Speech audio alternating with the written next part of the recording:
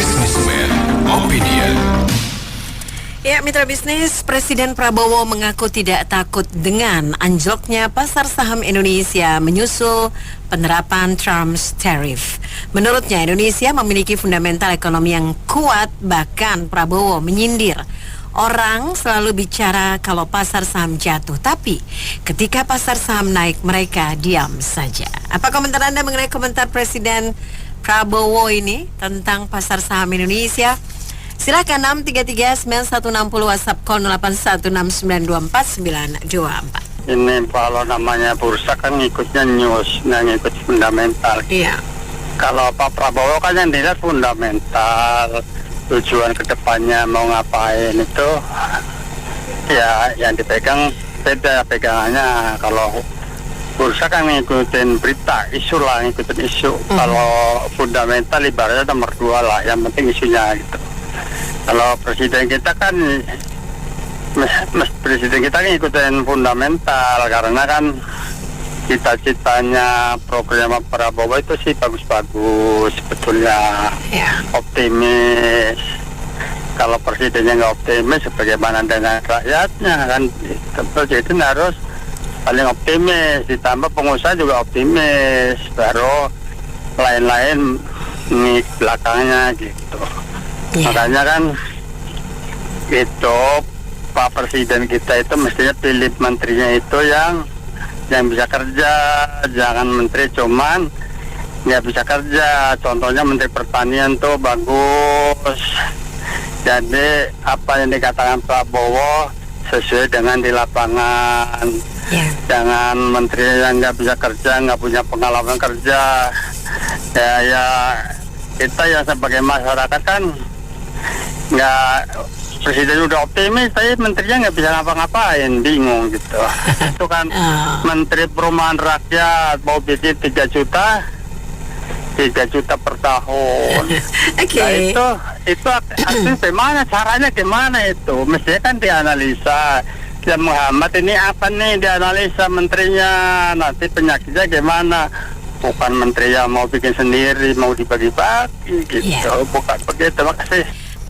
Saya suka dengan pernyataan presiden kita ya kan. Jadi mungkin kondisinya akan terpuruk atau akan lebih buruk, tapi tetap harus percaya diri apa yang terjadi. Ya, jadi karena itu memang kepercayaan yang harus kita bangun biar rakyatnya tetap semangat gitu. Cuman semangat bukan berarti cuma semangat doang aja, Mbak, harus disertai juga dengan tindakan-tindakan seperti entahlah dia mau bikin mau memperingankan pajak lah atau merendahkan suku bunga supaya orang-orang lebih itu berinvestasi atau untuk menabung atau apalah segala macam gitu kan. Ya kalau cuma sekedar omong-omong doang ya sama aja dengan yang lalu-lalu gitu. Jadi kemudahan para pengusaha ya, bukan para penguasa, jangan salah arti. Benar. Itu diberi entah itu dari segi pajak impor ekspor atau apa segala macam gitu, Mbak. Jadi yang penting itu sebenarnya pembenahan diri di dalam negerinya, Mbak. Bukan wacana atau rencana, tapi yang penting implementasi di lapangannya seperti apa. Dan juga sebagai kepala negara juga harusnya Pak Prabowo dari diri sendiri, beliau kan punya banyak perusahaan, Pak ya. Kasih contoh yang baik, misalnya mengolah produk-produk dalam negeri, jangan mengimpor dari luar seperti itu, Mbak. Perhatian saya ada 2 ya, Bu. Kalau logikanya statement Pak Prabowo itu kan selalu kenegarawanan. Jadi kita pahami itu dulu konteksnya yang pertama. Kalau yang kedua aspek ekonomi dan politik.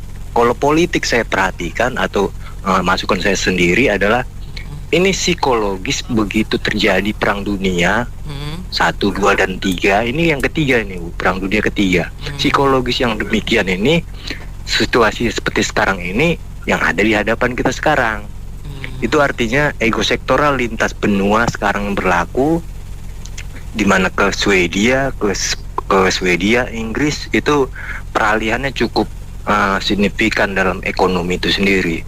Pengertian yang saya maksudkan bahwa kita negara yang mandiri karena tergabung dari Swedia awalnya ya. Republik itu kan terdiri dari Swedia. Itu yang pertama dari politiknya. Artinya begitu terjadi perang dunia pun negara besar yang terdampak. Kalau negara kecil seperti kita nggak terlalu berdampak. Tapi legalitas pemerintahan kita itu harusnya bisa berspekulasi menimbang bagaimana rasanya rakyat ini jangan dibawa-bawa susah.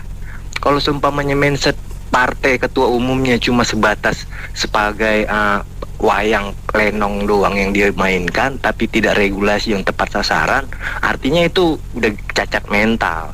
Saya melihat kalau ekonomi itu dibangun sama seperti banjir, permukaan air laut naik, itu kan solusinya air lautnya yang diambil dimasukkan pipa jadi transportasi atau dari distribusi atau lain sebagainya bisa dimanfaatin. Itu cara tekniknya. Kalau yang kedua ekonomi, yang kaya pun sama Bu. Sama seperti saya sudah bilang waktu-waktu tempo lalu, ada merah, kuning, hijau, biru. Tapi klaster dunia ini disebut yang harus menjadi dominan ekonomi itu tersendiri kembalikan kepada rakyat, di mana konsumen yang membesarkan pengusaha yang utama. Pengusaha yang utama itu milioner, triliuner. Mereka itu kami besarkan. Itu prinsip perdagangan yang kita sebut ekonomi.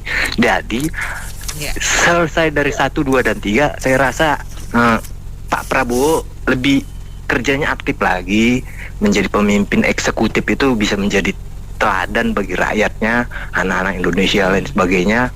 Begitupun benua kita yang tercinta ini ya, benua Asia Tenggara. Mungkin begitu Bu Anita. Terima kasih. Benar ya, istilahnya ada pantun dong. Donald Trump sekali kentut, dunia ekonomi semua pada kejut dong. Ya dong. Iya. Sebenarnya saya setuju Donald Trump dong, dia bikin kejutan supaya dunia itu ada perubahan dong nggak. Nah, yang dia musuh dari lawan jadi musuh kan, ya nggak? Jadi Rusia dia teman deh, ya nggak? Eropa kan sama kan, ada musuh. Sebenarnya dia bukan musuh, dia tuh ada suatu kejutan dong nggak, ada jurus gitu dong nggak? Dia buat negara dia supaya nggak semua dibanjiri produk lain. Mungkin kalau kalian mau kerja, ya kalian bangun pabrik di negara dia, benar nggak? Saya sih dari gitu. Dia, saya bukan membela dia, saya nggak sama sekali dia tidak salah kok, dia tidak dosa. Memang itu namanya dunia berubah, benar nggak? Seperti dulu kan itu ada perang dunia ke-1, ke-2 ya kak. Daripada perang dunia ke-3 mending perang ekonomi, benar nggak? Jadi setuju Trump punya supaya bangsa seluruh dunia tuh bisa tahu ada perubahan total gitu sistem karena saya setuju kok, benar nggak? Cuma bangsa kita siap nggak, benar nggak? Kita punya ekonomi lapu nggak, benar nggak? Gitu. Kata Indonesia banyak ahli ekonomi, benar nggak? Aku bisa kacau, benar nggak? Katanya biasa kan. Coba kita lihat deh, dengar di radio swasta, wah semua ngomongnya ya dia nggak sebakul, tapi di lapangan semua memble, benar nggak Anita? Iya. Sama itu mantan gubernur ganti Ahok ya nggak? Kata si Ahok, kok ngomong sama dia bakal kalah deh. Kalau turun lapangan semua memble dia, bener sama. Ya gitulah. Saya setuju ya, nggak mungkin ada masa apa, itu hanya perang ekonomi, benar itu. Dulu zaman Orde Lama lebih susah, semua masih bisa hidup kok. Cuma sekarang manusia ada cengeng, tau nggak? Dia biasa pakai HP, pakai mobil keren AC, semua sekolah tuh kebakaran jenggot, benar Anita? Itu, saya minta Novi Basuki, ketemu Prabowo, ada Kang Tony kan? Sebetulnya pasar saham kita itu tidak ada kaitan, belum ada kaitan dengan apa yang dilakukan oleh Trump. Ya, gebrakan-gebrakan Trump itu tidak langsung direct impact karena saham kita punya fundamental yang sangat bagus. Ya, terutama saham perbankan itu fundamental sangat bagus. Jadi sebetulnya, kalau terjadi, maksudnya Pak Prabowo memberikan komen, itu sebetulnya saya juga ingin memberi komen kepada masyarakat bahwa jangan panik selling, jangan, karena panik selling, suatu kepanikan akan membawa arus kepada yang lain-lain jadi ikut-ikutan. Jadi betul-betul nanti ngedropnya akan jauh sekali kalau pada ikut-ikutan panik. Nah, jadi kepada orang yang panik, moga-moga persentasinya sangat kecil sehingga gelombang kepanikannya tidak membawa indeks kita jatuh sampai habis-habisan. Nah, kelihatannya hari ini sudah terjadi koreksi yang agak baik kelihatannya. Moga-moga masyarakat, investor, terutama investor saham bisa sadar bahwa kepanikan itu jangan dibawa apalagi disiar-siarkan kepada masyarakat. Jangan. Dan kita harus percaya diri bahwa apa yang kita pegang itu memiliki fundamental yang baik. Jadi kalau terjadi sesuatu short selling itu artinya hanya sementara, tapi kita jangan ikut-ikutan.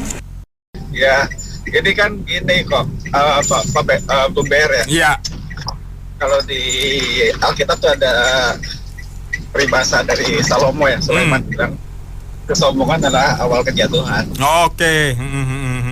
Jadi hati-hati lah sebenarnya gitu kan. Kalau kita pikir kalau istilahnya Om Tony kan bilang PR-nya udah dikerjain belum? Kan bisa lulus ujian nggak kan? Ini kan yang ada bolos bareng-bareng. PR untuk penegakan hukum nggak ada. Terus yang bolos kan indikatornya gimana? Iya. Ya scale rontok. Terus kemudian kan ini apa? Indeks korupsi turun. Terus apa lagi ya? Pengangguran meningkat. Bagaimana bisa dikatakan fundamental kuat? Oke. Sebenarnya seorang kepala negara memang harusnya memberikan iklim kesejukan buat warganya ya. Iya. Kondisi yang demikian itu kan harusnya dibalas dengan kita perbaiki dan kita evaluasi. Mungkin karena terlalu emosional ya, jadi dia menyatakan jangan takut. Iya kan? Not to be afraid. Must be brave. Must be brave to discuss about situation ya. Untuk membahas masalah situasi. Saya kira mungkin karena itu kegalauan yang diterima oleh Pak Prabowo sehingga dia memberikan ultimatum seperti itu. Jadi itu bisa memberikan langkah positif, bisa juga memberikan langkah negatif. Iya. Harusnya memberikan iklim kesejukan untuk bisa diperbaiki dalam evaluasi ke depannya. Iya. Donald Trump kentut, portofolio semaput, gitu ya enggak? Aduh ampun. Ampun DJ. Nyerah gua bro. Kita cuman bisa curhat bro. Aduh. Bisa gawat urusan. Dia bilang apa tadi? Nggak masalah. Ya tenang aja, yang duit lo kuat buat lo masalah nggak bro? Masalah. Masalah. Iya. Beda level bro, beda level. Beda level kita. Bahasanya kita kan nggak kerja, nggak dapat duit bro. Iya nggak? Kalau Pak Prabowo sama pejabat-pejabat lain nggak kerja pun tunjangan tetap lancar, ya nggak? Jadi kagak masalah bro. Yang kita kan nangis ngeliatin Porto bro, iya nggak? Bener. Iya. Jadi gue mau ngomong istilahnya gini, Pak Prabowo kalau ngomong sebenarnya kudu hati-hati. Ya nggak bro, gue tahu lah Pak Prabowo backgroundnya militer. Betul nggak bro? Militer tuh poinnya 2. 1, patuh. Pokoknya nggak pakai nanya. Kalau lo nanya berarti asumsinya lo kritik. Kalau lo kritik artinya apa? Lo keluar. Ya nggak? Kan begitu. Terus yang kedua, ya nggak? Lo desainnya kayak pelayan, ya nggak? Siap dan gitu, ya nggak? Bener. Jadi kalau dilihat tuh apa iya nih? Kalau ngelihat anak buahnya ngelihat, aduh background militer nggak berani nih kasih tahu yang jelek-jelek gitu loh bro. Yang dikasih tahu ini yang kece-kece aja gitu, bakwan-bakwan, mbak-mbak menawan gitu loh bro. Jadi kalau dikasih tahu, di sono ada si Anu. Bukan bakwan, bilang jangan dikasih tahu gitu bro. Kadang kita dengar statement-statementnya kayak Pak Prabowo bikin kita bingung, ya enggak? Ya enggak? Kita coba dah, dia bilang apa? Orang tanya RUU Polri, apa Pak Prabowo jawabnya? Polisi capek tuh ngurus lalu lintas, Masya Allah, ya enggak? Sampai bingung kita bacanya, ya enggak? Bingung, terus Pak cabai lagi mahal, jangan makan cabai.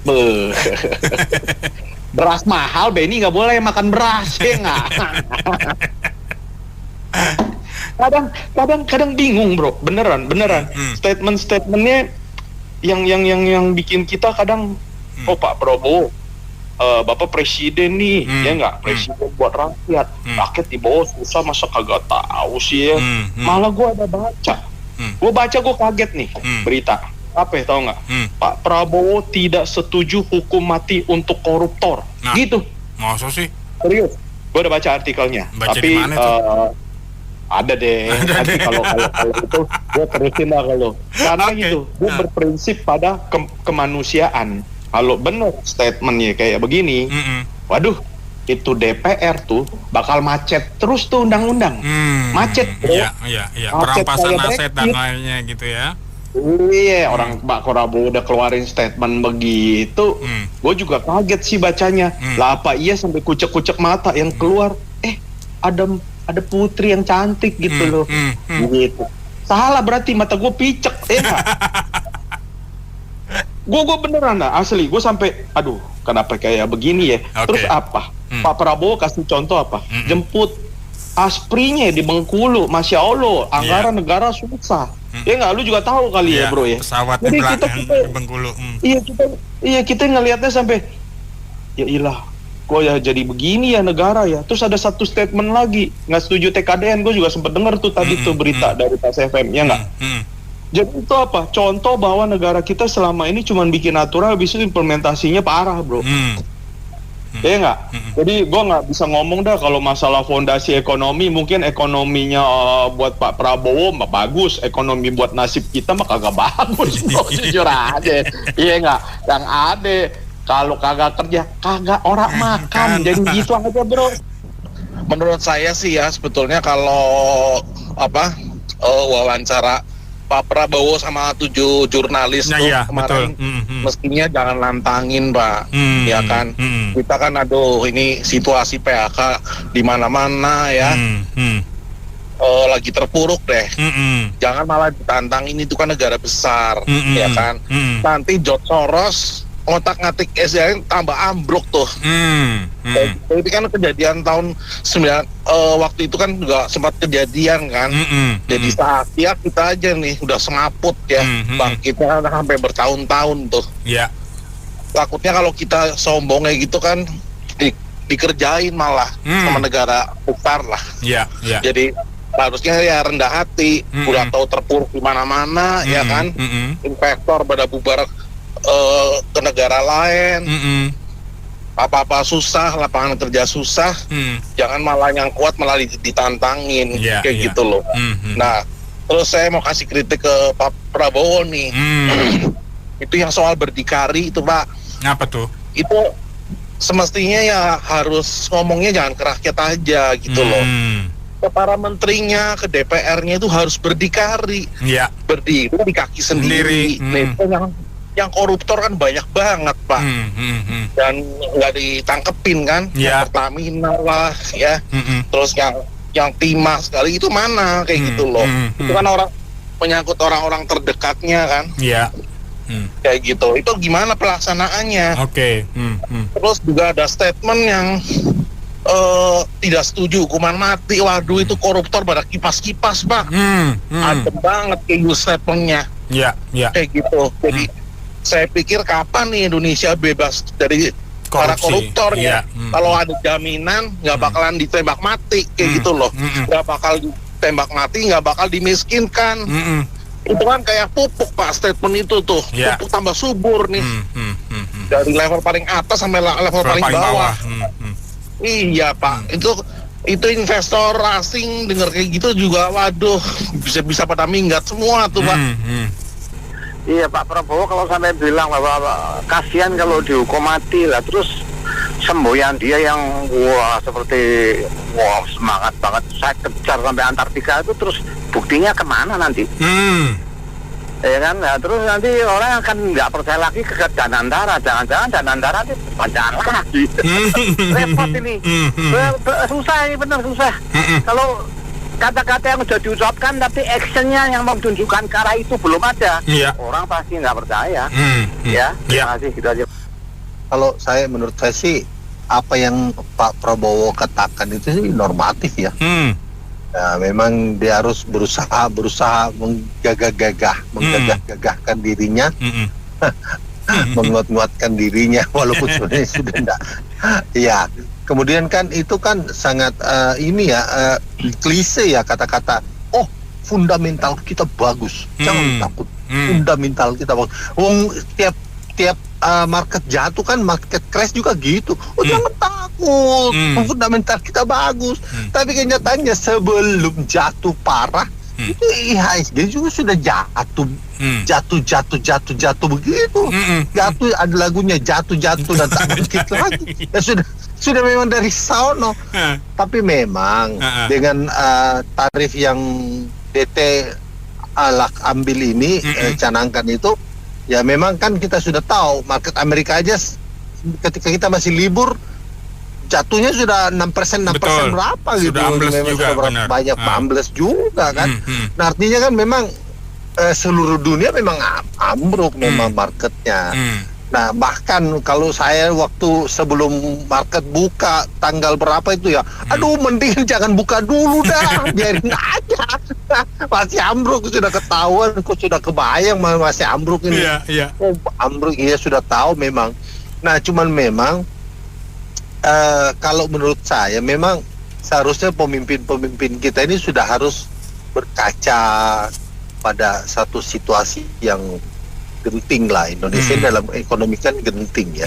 Menurut saya ya memang harus mereka berpikir lebih teliti, lebih wise lah. Nah, apalagi Pak Prabowo yang tadi Sebrotoni katakan sudah mengatakan kasihan anak yang korupsi itu kalau hukuman mati. Ya itu kan namanya pemerintah sudah menggaransi bahwa tidak akan hukum mati. Ya parah banget. Dan memang saya wajar ya kalau pemerintah tidak berani hukum mati ya. Kenapa? Mereka sudah berpikir kalau hukum mati kena gua juga gimana? Pastilah, pasti mereka juga mikirin, uang gua ini loh nyelewengin, nanti gua juga kena hukuman mati ya gimana? Ya apalagi DPR juga kan pasti takut juga lah, wajar lah. Jadi kalau saya jujur ya, saya sangat a priori lah dalam kondisi begini bahwa bapak-bapak yang ada sekarang itu berani mengeluarkan hukuman mati, nggak akan. Percaya sama saya, nggak akan. Sampai mungkin ya ganti pemimpin berapa kali baru ya mungkin ada yang berani. Kalau nggak bisa, nggak berani. Gua mah sudah paham dah, sudah nikmatin aja lah situasi ini dengan doa yang sedalam-dalamnya sudah bisa balik lagi. Iya, jadi kita negara berkembang kayak bertahun-tahun panjang, tapi presidennya sekarang nggak tahu bahwa kita ini kembang kempis. Ya. Jadi ya tentu saja kita harus sadar diri gitu ya, sebagai negara yang berkembang berkepanjangan, pada lagi musim kembang kempis ini harus adem gitu ya menyikapi. Saya pelaku bisnis gitu ya, jadi merasakan bahwa transaksi kami di Q1 memang anjlok banget gitu kan. Jadi ini yang perlu dipahami fundamental. Artinya ya di dunia bisnis real itu seperti apa? Jangan berfokus juga betul pada bubble indikator gitu kan. Saham itu kan bubble gitu kan ya. Benar. Hari ini dia jadi orang terkaya, besok urutan kelima mungkin bisa Pak. Benar. Jadi fundamental itu harus dibenahi. Artinya ya cobalah fokus kepada government spending, satu gitu. Kedua, benahi dari sisi regulasi. Ya, kita dulu dikenal melakukan debirokratisasi gitu kan ya, penyederhanaan aturan berbisnis. Tapi pada kenyataannya tidak gitu loh. Ya kan, jadi ya sudahlah, nggak usah banyak komentar. Rakyat butuh perputaran ekonomi, ya butuh multiplier effect. Benahi aja government spendingnya bagaimana, satu. Kedua, proses pabrik produksi untuk orientasi ekspor bagaimana, ya kan? Karena saat ini menurut saya hura-huranya rakyat kebanyakan itu bahaya. Mereka akhir bulan kemarin dapat gaji dan THR, powerful ya. Tapi powerfulnya kan tanggal 30-an gitu kan. Tanggal di atas tanggal 10 sudah koma dia.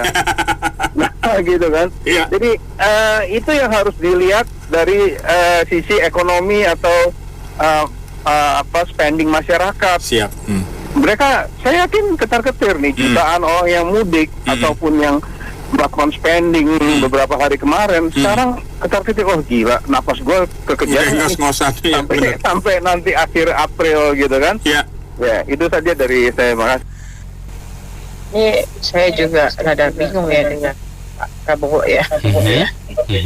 Banyak kebijakan dan statement beliau yang tidak menunjang untuk investor melirik ke Indonesia ya, kalau saya pikir-pikir ya. Seperti saham turun naik itu oke, yang penting bisa dapat makan. Padahal kan bursa saham itu adalah barometer suatu ekonomi suatu negara gitu. Jadi apa yang dilakukan Pak Prabowo belakangan ini tuh agak di luar logika ya. Seperti Bareskrim juga ikut memantau bursa saham, padahal kan bukan bidangnya ya.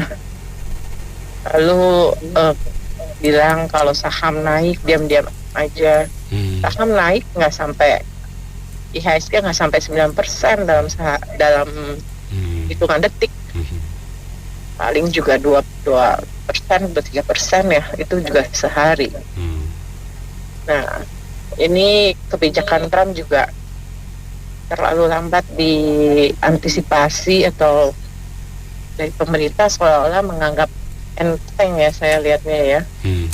Padahal ini adalah suatu hal yang serius, pukulan telak bagi ekonomi negara kita. Ya, Pak Prabowo memang ya sebetulnya sebagai seorang presiden ya harus memberi optimisme. Memang sih sebetulnya pemain saham di Indonesia itu berapa persen sih dari jumlah penduduk? Nggak banyak. Ya, nggak mungkin orang yang punya penghasilan 5 juta sebulan main saham. Ya, kecuali mungkin genset ya, yang sudah punya penghasilan, kemudian punya informasi dan sebagainya dari teman-teman, kemudian main saham. Tapi itu bukan kelas-kelas yang termasuk miskin atau hampir miskin, enggak. Oke, kita kembali ke masalah saham. Bursa saham mana di dunia sekarang yang nggak jatuh? Bahkan Amerika pun juga sampai 11%.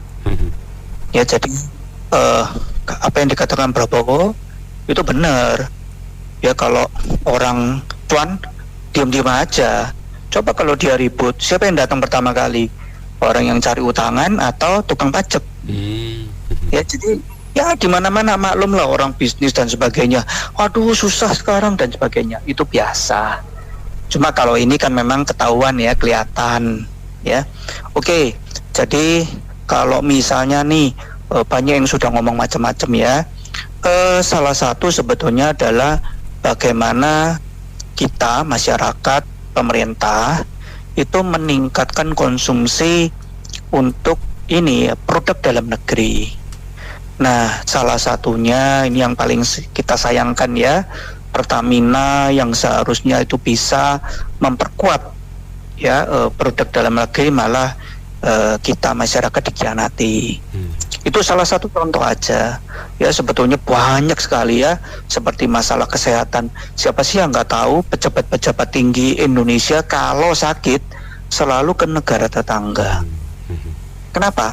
Karena nggak percaya. Memang dokter Indonesia bodoh-bodoh? Enggak.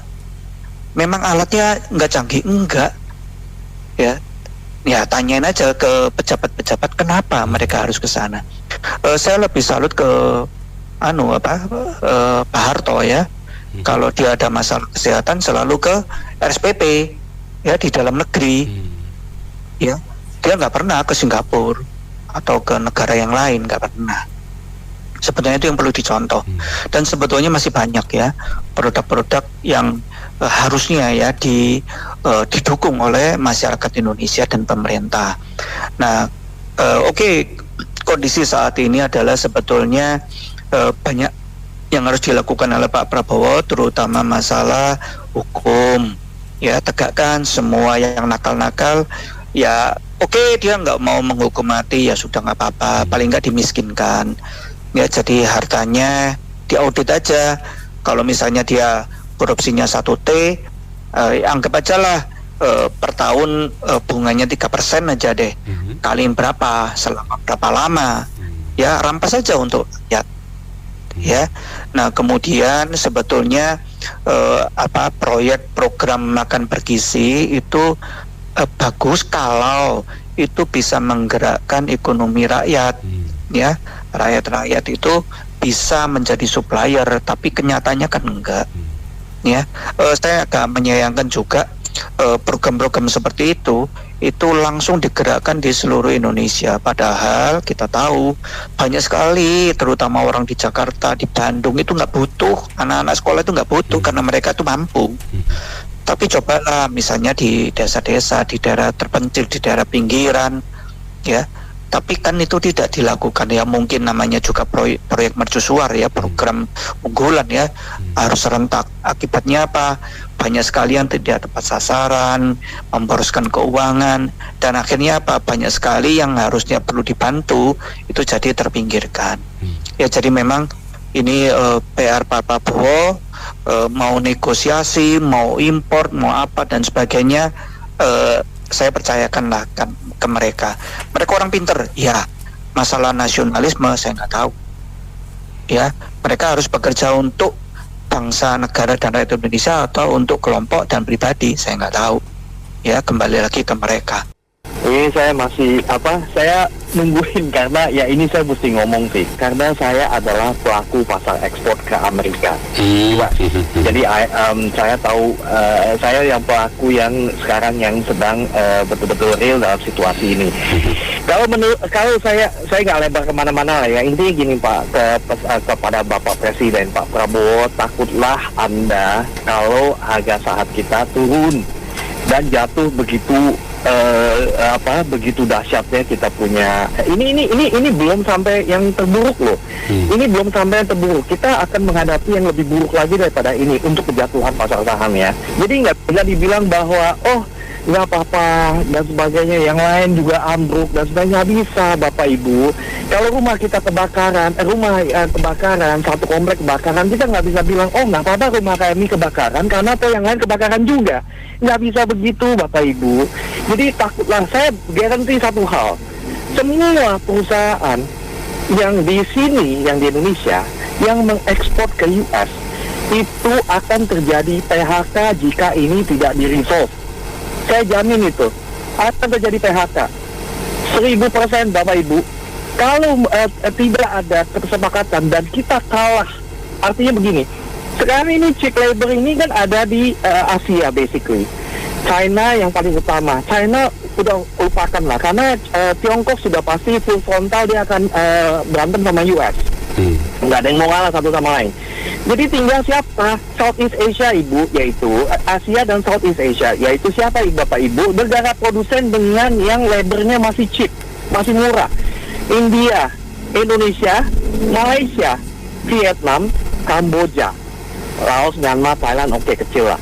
Jadi semua negara ini yang lagi bersaing sekarang lagi datang ke US, minta tolong ke US, nanti kita bernegosiasi RIA. Siapapun yang dapat yang lebih preferable dan mereka dapat istilahnya dapat nego dengan hasil yang lebih baik dari US, mereka yang akan menang, dan kita yang negosiasi kita yang siapa yang gagal negosiasi itu yang akan terpuruk.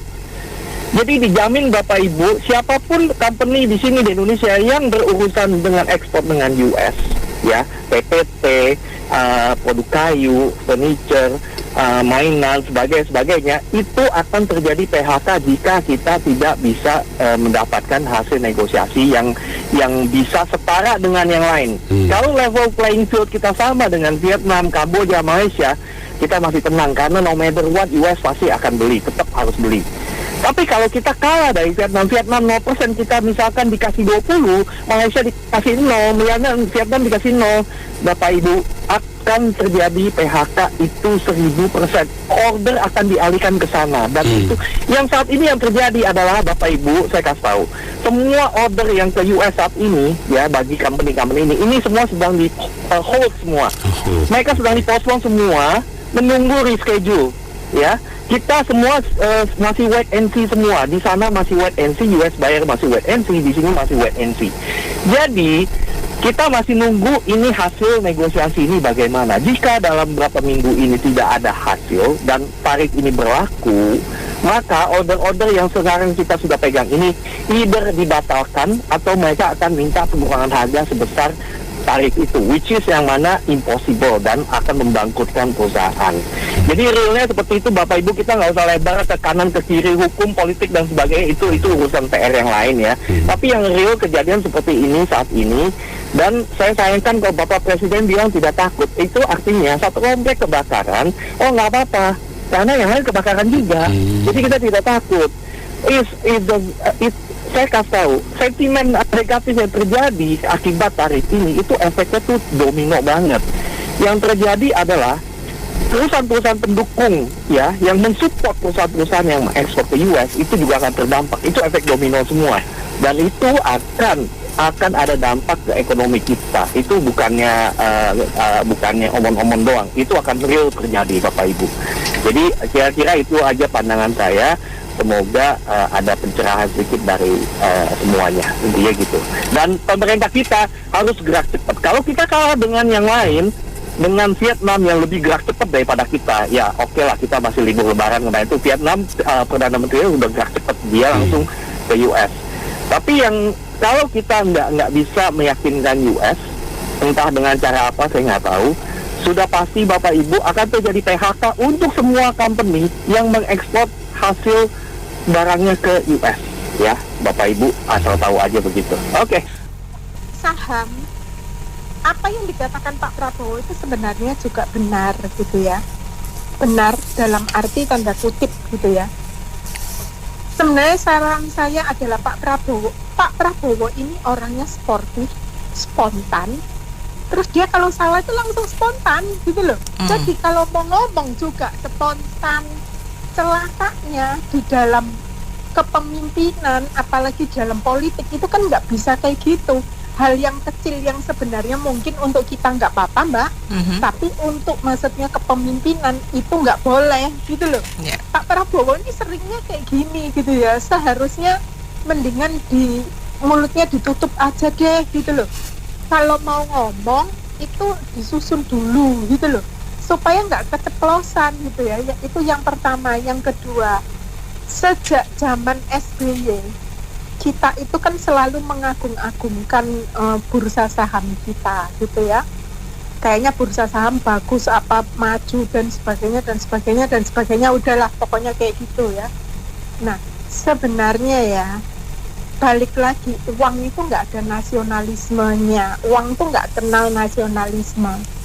Orang asing mau datang ke Indonesia naruh duit itu karena dia merasa bisa untung. Kalau nggak bisa untung dia lari. Makanya kenapa saya nggak suka bursa saham dibangga-banggakan, karena bursa saham itu investasinya tidak membantu Indonesia makin bagus. Kenapa saya ngomong gitu? Karena yang bagus tuh cuma orang tertentu doang. Rakyat kecil tidak menyentuh gitu loh. Karena kan apa? Karena nggak ada sampai ke bawah. Contoh, bursa saham itu juga jualnya isu. Kalau isunya bagus maka bursa sahamnya naik. Isunya nggak bagus, bursa sahamnya jelek. Sekarang saya mau nanya, harga BRI, harga Mandiri, harga BNI saat ini itu harganya apa enggak? Kan gitu ya kan? Sebenarnya kan itu udah over, maksudnya di bawah harga, overvalued. Nah, tapi kita kan nggak mikir ke situ. Pokoknya taunya gue cari duit, ya udah, ya memang haknya mereka, haknya investor gitu ya. Tapi masalahnya adalah ini kita juga harus paham pada saat 4.000 sampai ke 7.000 itu tuh kan naiknya juga tek enak aja, kayaknya hebat banget kayak gitu-gitu kan. Kenapa? Ya itu balik lagi, kita ini hukumnya masih belum benar. Jadi begitu US dollar itu masuk, kalau kita lagi bagus-bagus, US dollar akan langsung keluarnya itu udah nggak usah pakai pamit Mbak, langsung keluar balik ke negaranya. Kenapa? Karena mereka lebih percaya negaranya. Kenapa kita tidak balik ke ke obligasi negara kita? Karena kita itu Sun ya, surat hutang. Surat hutang. Lah kenapa? Karena surat hutang kita itu lebih nggak dipercaya. Kenapa? Ya karena itu balik lagi, bukan lebih nggak dipercaya, sorry. Seharusnya kan ke obligasi, kenapa sih? Kenapa kok ke saham? Kok larinya ke luar negeri? Nah, ditambah lagi berapa banyak orang-orang yang punya duit. Saya tidak akan mengatakan itu orang kaya, belum tentu orang kaya. Juga naruh duitnya di Singapura. Berapa banyak? Kenapa? Karena nggak percaya. Zaman Orba dulu, ini juga sebuah cerita juga ya.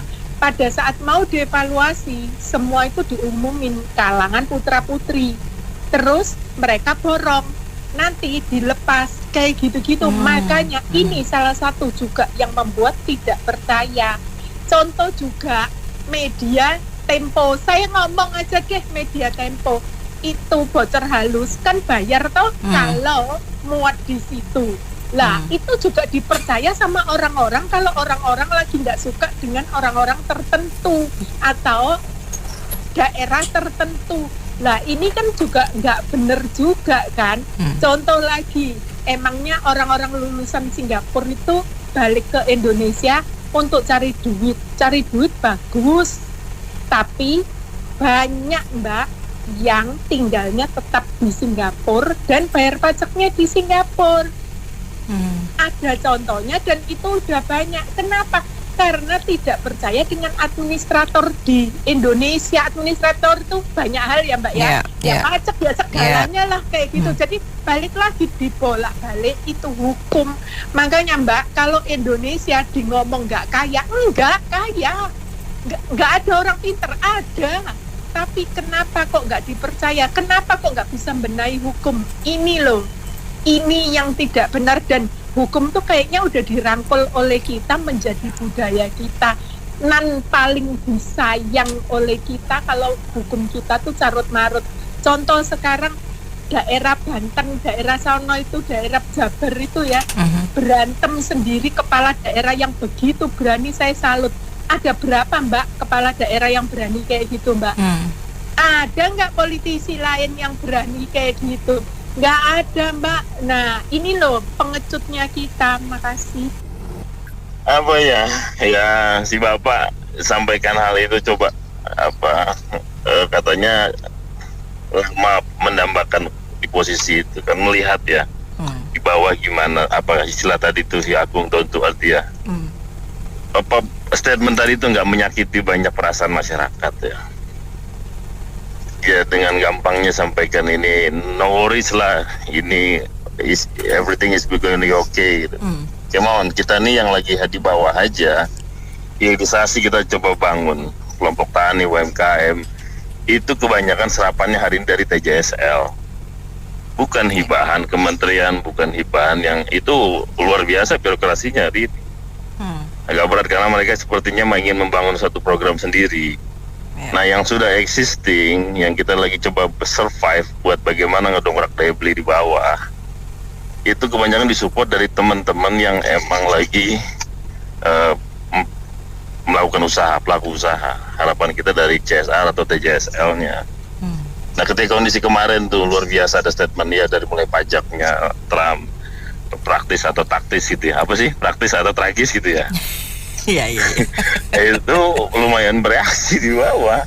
Jadi banyak ke hold juga yang apa yang kita sudah masukin di timeline ini buat teman-teman di akar rumput, jadi sementara banyak di hold. Apalagi ada statement-statement dari negara yang bilang no worries lah, everything's gonna be alright, itu kayak lagunya Bob Marley kan. Jadi aduh, ngomong apa lagi deh, saya ngikut aja. Ini omongan Pak Prabowo itu hati-hati ini. Karena apa? Kalau mau ISG itu turun, itu investor nggak percaya.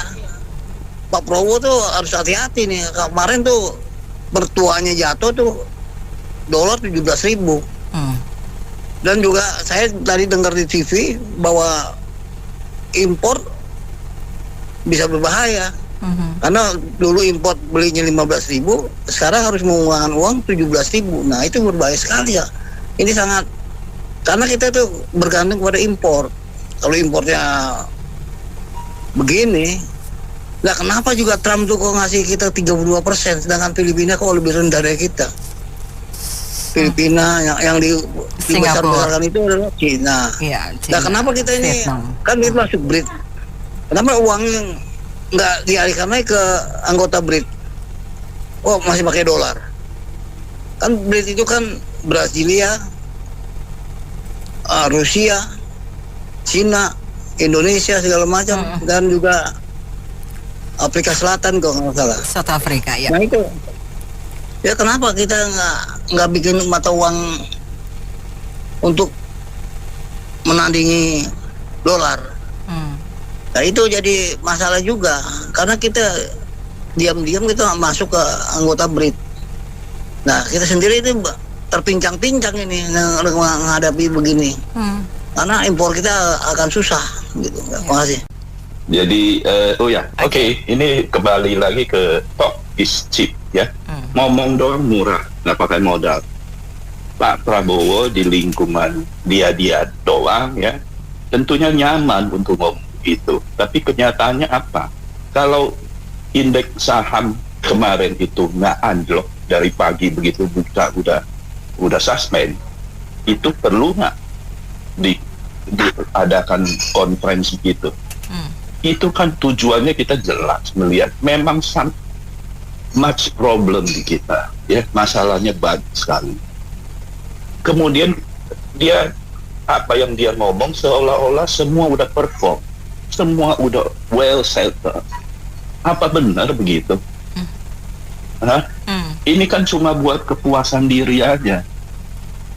Rakyat di bawah itu ya dengan susah payah ini, coba lihat UMKM berapa banyak yang udah tumbang. Preman masih malak-malak orang. Beres nggak? Polisi masih begitu aja. Banyak sekali problem. Dia malah membanggakan bahwa menterinya itu belum dapat mobil dinas, kerja bakti. Come on. Itu problem di bawah banyak, bos. Anda cuma lingkungan Anda oke, buat menenangkan pasar oke. Tapi down to the earth. Kerjain PR Anda. Ngomong yang kerjain yang fundamennya apa mesti dikerjakan. Jangan cuma ngomong begitu. Anda masih presiden omon-omon. Jadi banyak sekali lah problem di kita. Anda cuma buat ya maaf aja ya, self satisfaction. Cuma ngomong begini, oh semua everything is fine. Bullshit. Itu kalau enggak, kenapa banyak orang cari kerja di luar? Kenapa ini keluar itu tagar Indonesia gelap? Itu semua refleksi dari keadaan sebenarnya. Anda tenang-tenang aja di atas. Perintahin itu menteri kerja yang benar. Kalau ngomong menterinya benar, kenapa ada menteri desa yang istrinya di-ban sama MK, yang dia bantu-bantu supaya kepilih? Itu kan brengsek. Manfaatin fasilitas negara, pajak rakyat untuk majukan keluarganya. Itu kenapa nggak ngomong? Kemudian di lingkungan Anda itu sudah dituduh jadi bandar judol, bandar kasino. Kenapa nggak diusut? Yang di Kamboja ya? Iya, jelasin dong kepada rakyat. Oh nggak ada begini ya. Atau itu Pertamax gimana penyelesaiannya? Menyentuh nggak itu the bohir belakangnya? Apa cuma asal-asal aja? Banyak masalah, bos. Cuma ngomong-ngomong bullshit. Makasih. Jadi gini ya, apa namanya ya, kita ini saya juga heran ya. Kalau Amerika jatuh, saham kita jatuh, ekonomi kita jatuh, rupiah jatuh. Tapi Amerika bagus, rupiah jatuh, saham juga jatuh. Aneh juga gitu. Jadi persepsi kaum ekonomi kita ini kok begitu ya, nggak ini ya, sangat terpengaruh sama Amerika gitu. Heran juga, padahal pasar Amerika katanya cuma 25% atau berapa dari pasar ekspor ya. Jadi kita ini persepsi kita ini apa yang kita pikirkan terjadi lah, karena rame-rame kita berpikir jelek tentang ekonomi kita, ya jelek lah akhirnya gitu. Ya memang sih saya bilang nggak bagus ya, memang jelek ini kan bukan kita saja, dunia kita ini sekarang berada dalam transisi dari tenaga manusia ke elektronik atau AI gitu. Jadi banyak sekali orang-orang yang kehilangan pekerjaan gara-gara digantikan oleh teknologi. Jadi siapapun jadi presiden akan mengalami situasi sulit ya. Memang saya menganggap Pak Prabowo bukan terbaik atau gimana, tapi ya siapapun yang jadi akan sulit. Tapi kalau kita persepsi kita jelek terus, akan semakin jelek gitu. Jadi ya gitu, dulu cadangan devisa kita waktu dolar 16.000 di atas 98 berapa itu cuma 30-an miliar dolar. Sekarang cadangan devisa karena kita surplus perdagangan udah 60 bulan hampir ini, karena hasil tambang waktu zaman Jokowi ini hilirisasi maju dan pembatasan ekspor hasil alam ini kan bagus nih, kita hasil ekspor kita neraca perdagangan kita kan surplus 60 bulan tapi tidak berpengaruh apa-apa, anehnya gitu, karena hasil ekspor itu ternyata ditaruh di luar negeri, di Singapura atau di mana gitu. Jadi aneh juga, alam kita dijual, uangnya ditaruh Singapura gitu. Untungnya tahun ini kita kan sudah katanya DHE-nya udah minimal 1 tahun ditaruh di Indonesia.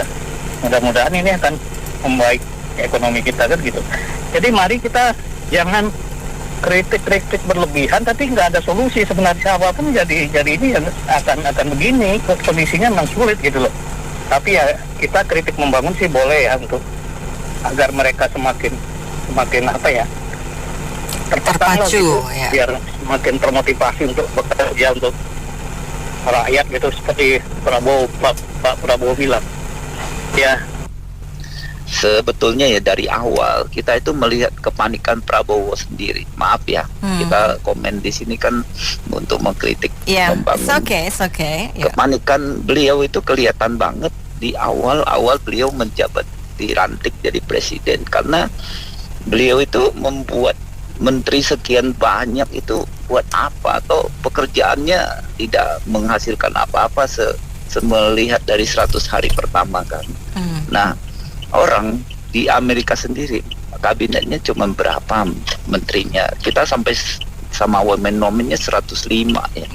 Itu kan menunjukkan kepanikan beliau ya, menghadapi situasi yang dia tahu tidak gampang dan tidak mudah ya.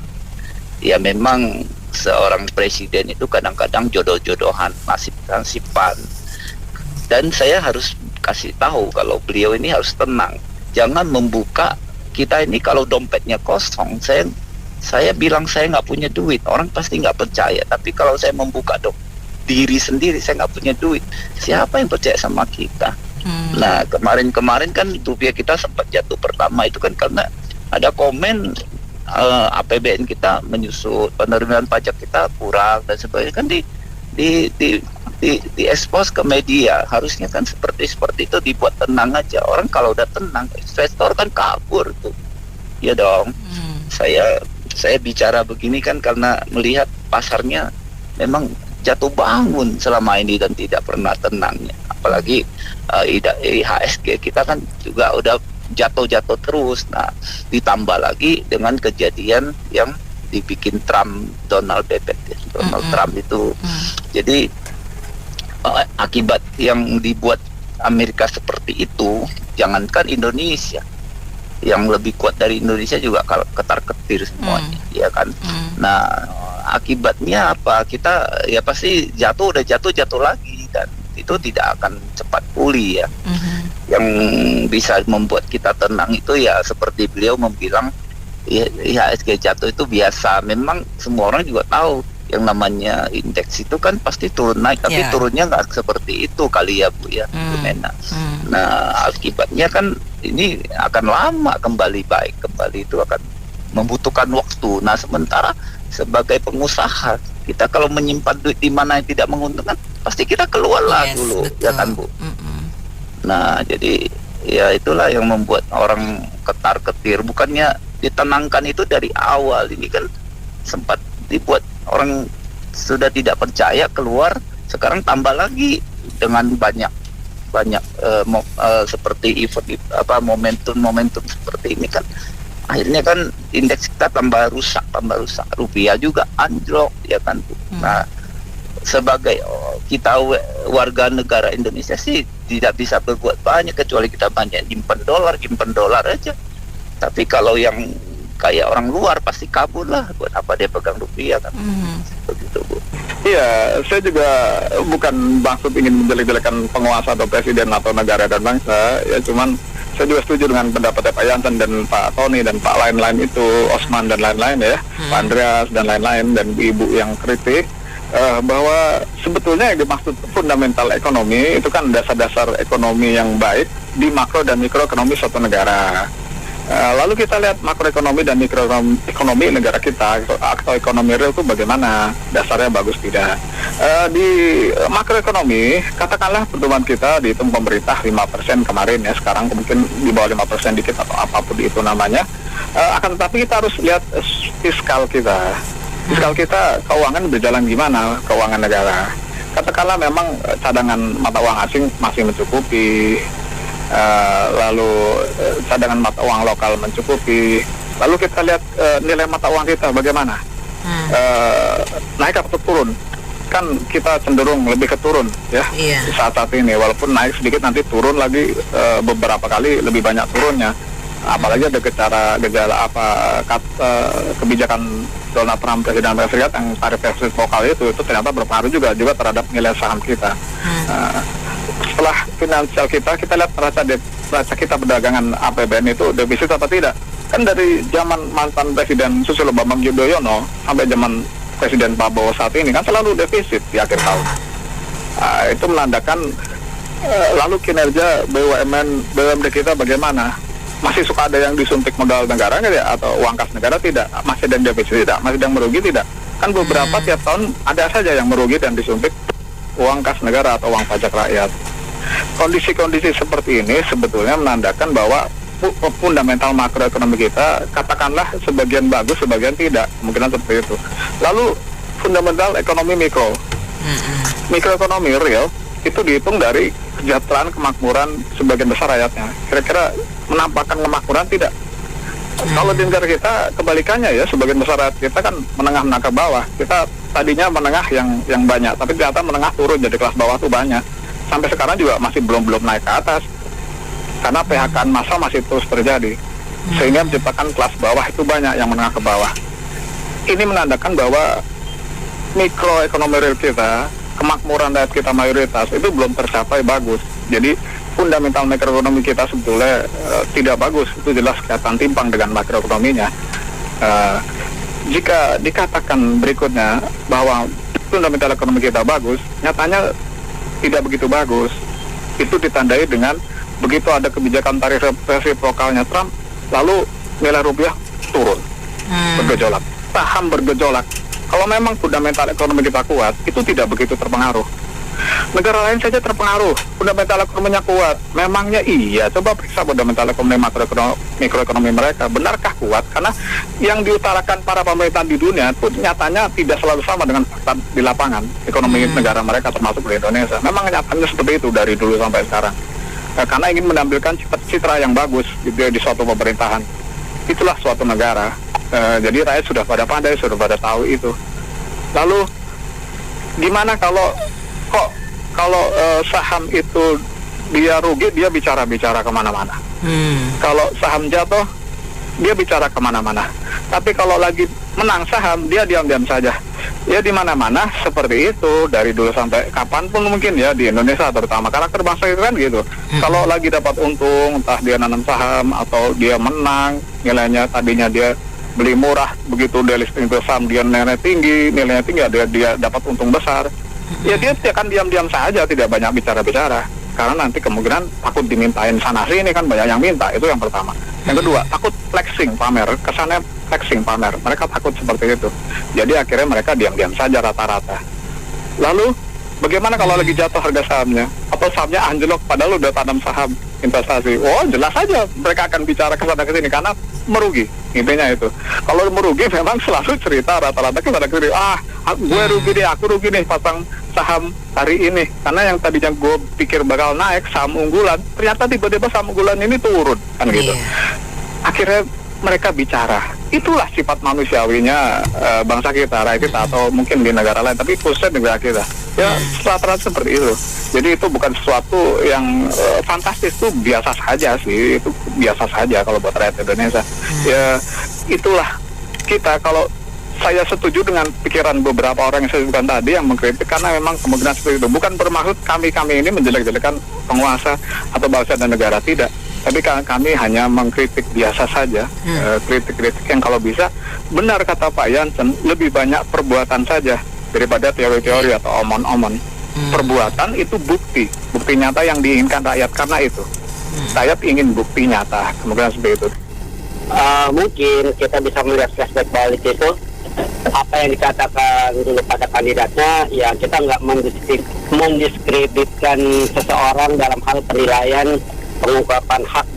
Nah, mungkin kalau saya kira kita lihat bahwa hal di sini jangan lihat dari satu sisi. Mungkin dari Donald Trump mengungkapkan untuk dalih perlindungan barang-barang produk Amerika, saya kira bukan itu. Namanya juga perang dagang. Mungkin Donald Trump nggak bisa perang secara militer, takut khawatir jadi hancur-hancuran gitu. Mungkin dia untuk melindungi untuk apa ya, bahasanya itu dia memiliki sekutu-sekutu yang memang harus dilindungi juga, artinya tetap ke Amerika gitu. Kalau saya kira bukan hanya sekedar ekonomi, tapi bagaimana mereka Amerika bisa dipercaya kembali di kancah dunia gitu. Nikul antara 2 juta rakyat Gaza yang mau dipindah ke relokasi ke Indonesia dibandingkan dengan 32%. Kalau mau terima direlokasi mungkin 32% bisa diturunin, kan begitu. Kesannya begitu. Makanya kalau kita cermati belakangan ini presiden kita kan ke Malaysia dulu. Jadi dia tukar pikiran. Terus kesannya juga mau ke Timur Tengah ya, ke Saudi Arabia dan sebagainya ya. Nah itu dia membicarakan ini. Kalau semuanya lancar ya mungkin Donald Trump mungkin mau menurunkan dari 32% ke berapa gitu kan. Jadi akalnya optimis Pak Prabowo-nya. Nggak usah cemas kan gitu. Oke, thank you. Ya mungkin logika Malaysia itu ya kan, Malaysia kan penghasil kelapa sawit kedua kan katanya kan. Jadi mungkin dia tarifnya lebih rendah, jadi mungkin mau ngajakin bisa nggak jadi kayak transfer gitu, seakan-akan dia kirim dari Malaysia jadi kena tarifnya. Mungkin itu bisa tetap dijual gitu loh. Cuma kan maksudnya kalau dibanding Perdana Menteri Singapura kan ngomongnya lebih ini ya, lebih, menurut saya lebih bijaksana lah gitu loh. Jadi bukan berarti kan ini kan masalah dihadapi seluruh rakyat. Jadi nggak perlu lah kayak kasih sentimen emosi gitu loh, kayak menyinggung gitu, nggak perlu lah. Kita kan rakyat butuh ketenangan. Jadi kan kalau bandingkan Bu Sri Mulyani, mungkin Bu Sri Mulyani lebih gimana ya penjelasannya, lebih optimis lah ya. Ya mungkin lebih detail gitu loh. Cuman maksudnya ya kita butuh langkah jelas gitu loh. Mungkin sekarang belum bisa diumumin. Sekarang kan lagi di lobby atau gimana. Cuman ya ini tarif ini ya harus dianggap masalah serius. Karena kan harga-harga bakal naik, dan kalau misalnya daya penjualan menurun ya bisa jadi PHK juga kan. Jadi maksudnya lebih memilih lah kata-katanya gitu. Yang mana yang Anda anggap emosi Pak Teddy? Enggak, bukan emosi, maksudnya gimana ya? Mungkin tadi yang bilang kalau pas saat jatuh pada bersuara semua begitu ya? Okay. Mungkin juga ada masalah juga ya. Jadi presiden kan masalah banyak. Jadi nggak gampang juga gitu kan untuk mengatasi banyak kerumitan gitu. Cuman ya mungkin ada pembantu-pembantunya yang bisa bantu gitu. Jadi kan bisa memberikan jawaban lebih menenangkan gitu ya. aja. Ya gitu. Oke, terima Itu aja. kasih Pak Teddy. Di Businessman Opinion, saya Mary Agustin.